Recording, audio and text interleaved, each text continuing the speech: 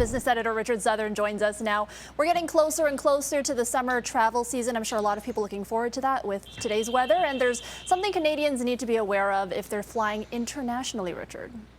Erica, good to see you. Yes, indeed. I mean, airfares to many destinations have been going up because we are indeed ready to travel again, and the demand is there. But there's also one other issue that is adding to airfare prices on certain routes. It's Russia.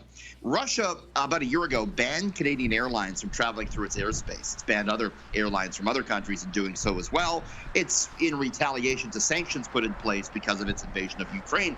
This is something that's already had a huge impact on the prices on some routes out of Canada because planes are forced to reroute. You see, the flight paths from Canada to Asia, they don't cut straight across the Pacific, but rather they do an arc through the Arctic and until this ban through the eastern part of Russia. Now they got a detour. It's a longer trip. It's more fuel. It's more staffing dollars.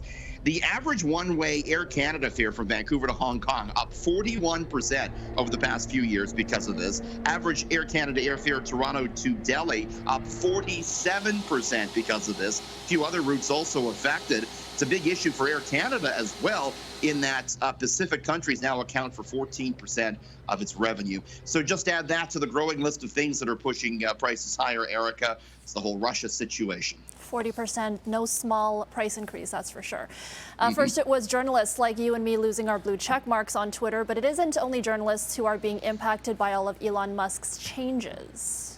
It's organizations as well, Erica. Bloomberg News reporting this evening that organizations, companies that want to advertise on Twitter are now being forced to pay for that verification in order to buy ads. That is, unless they're spending at least $1,000 per month on ads. You see, for individuals to get that verification check, it's $11 a month Canadian. But for organizations, it's $1,000 per month. Last week, Twitter removed all the check marks from accounts that don't pay a monthly fee. However, users with big following counts, like 1 million or more, seem to have had their check marks reinstalled, whether or not they pay. Just the latest installment on this Twitter saga, Erica. All right, and finally, the city of Ottawa is trying to shed its reputation as a city of no fun.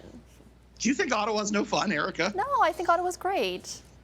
You're being very nice and diplomatic. I've spent my fair share of time in Ottawa. Lovely city, not much of a night town. You know, you don't go crazy at night in Ottawa. They're looking to change that. They're hiring, Erica, for a so-called night mayor in Ottawa, whose job it will be to grow and develop the city's nightlife economy. New York City and Amsterdam and London, England, they have so-called night mayors for this as well. Among the things Ottawa's looking at is building a big music venue to attract musical artists. You know, idea number one for Ottawa when you're trying to have fun there at night, Erica, you drive to Montreal. Right. Sorry, I had something in my ear, but I heard what you said, Richard. Okay. Don't hate me, Ottawa. I love you, Ottawa. Don't hate me.